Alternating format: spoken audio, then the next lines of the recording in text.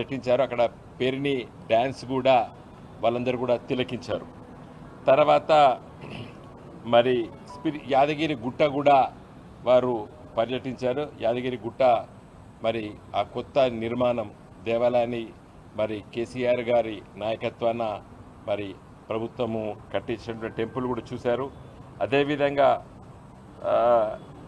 Telangana handloom ఇండస్ట్రీని కూడా వారు పర్యటించారు. తర్వాత మెడికల్ టూరిజంతోనే ఇక్కడ ఉన్నటువంటి మరి హాస్పిటల్స్ కూడా వాళ్ళందరూ కూడా పర్యటించారు. మొన్న 16వ తారీఖు నాడు పిల్లల మరికి వెళ్ళి మన ఏన్షియంట్ బన్యన్ ట్రీ మహబూబ్ నగర్లో కూడా వారు తిలకించారు. తర్వాత ఇటీవల కాలంలో హైదరాబాదు నగరానికి సమీపంలో ఉన్నటువంటి ఈకో టూరిజం పార్క్ ఎక్స్పీరియంను కూడా వాళ్ళు చూసి వారు ఆనందించినట్టు మన పత్రికల్లో చూసాము. తర్వాత రామోజీ ఫిలిం సిటీ కూడా చూడడం జరిగింది. తర్వాత Telangana police integrated command and control centre మన పక్కకున్నటువంటి బిల్డింగ్లో కూడా వారు వెళ్ళి దాన్ని కూడా చూడడం జరిగింది. ఈ విధంగా మరి మన ట్యాంక్ బండ్ కూడా చూడడం జరిగింది. కాంటెస్టెంట్స్ అందరూ కూడా మరి మొన్న Telangana secretariat doctor BR Ambedkar గారి పేరిట కేసీఆర్ గారు ముఖ్యమంత్రిగా ఉండి దాన్ని నిర్మించినటువంటి మన నూతన సెక్రటరేట్ భవనాన్ని కూడా వారు వెళ్ళి అక్కడ దాంట్లో మరి పర్యటించడం జరిగింది.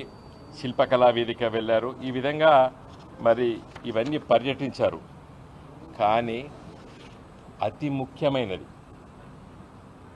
ముఖ్యమైనటువంటి మరి డాక్టర్ బిఆర్ అంబేద్కర్ స్టాచ్యూ, ప్రపంచంలో అంత గొప్ప స్టాచ్యూ డాక్టర్ బిఆర్ అంబేద్కర్ గారి స్టాచ్యూ అంత పెద్ద ఎత్తుగా మరి మనం నిర్మించుకున్నాం. డాక్టర్ బిఆర్ అంబేద్కర్ గారు మన దేశ రాజ్యాంగాన్ని రచించినటువంటి ఆ రాజ్యాంగ సభకు అధినేత.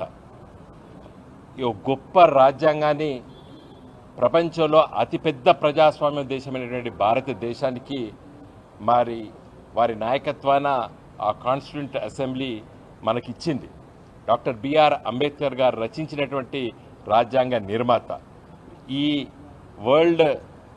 మిస్ వరల్డ్ కాంటెస్టెంట్స్ అందరూ కూడా చాలా దేశాల నుండి వచ్చారు. అదే యంగ్స్టర్స్ వాళ్ళకి ఏం చెప్పాలి?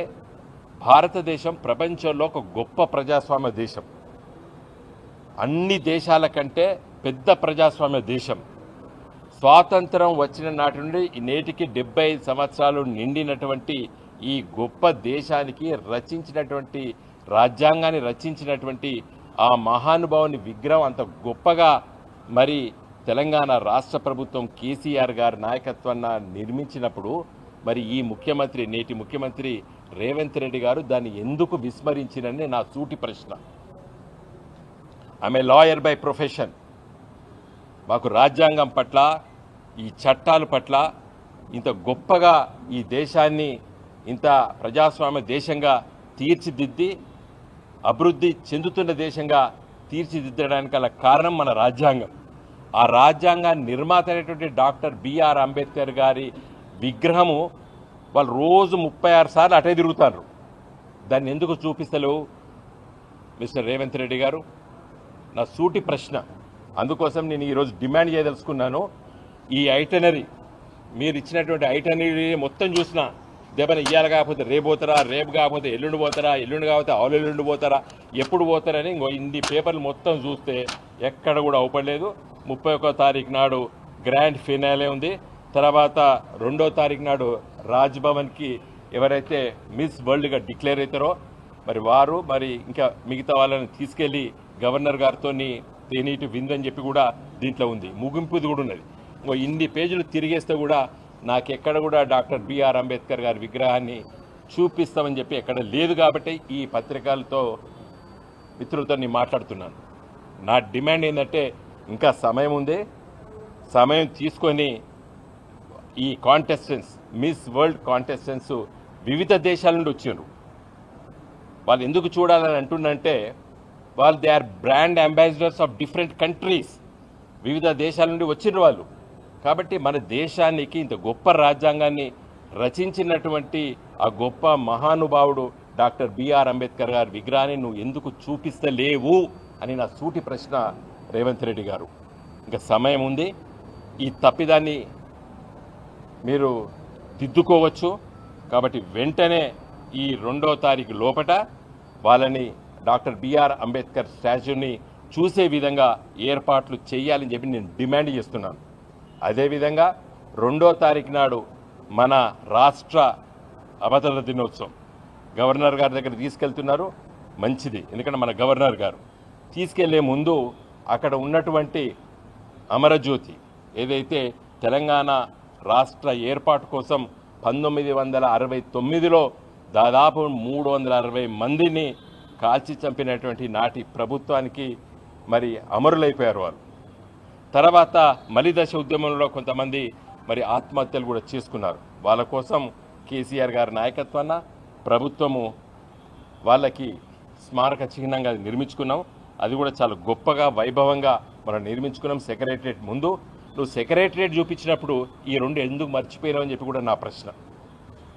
సెక్రటరియట్కు left side doctor BR Ambedkar గారి స్టాచ్యూ ఉంటుంది, జస్ట్ క్వైట్ ఆపోజిట్ అమరజ్యోతి ఉంటుంది. కాబట్టి 2వ తారీఖు లోపల డాక్టర్ బిఆర్ అంబేద్కర్ గారి స్టాచ్యూని చూపించండి. తర్వాత మరి 2వ తారీఖు నాడు గవర్నర్ గారి దగ్గరికి తేనీటి విందు పోయే ముందు అదే రోజు రాష్ట్ర అవతరణ దినోత్సవం కాబట్టి అది అమరజ్యోతిని కూడా చూపించాలని చెప్పి నా రిక్వెస్ట్, నా డిమాండ్. జై తెలంగాణ.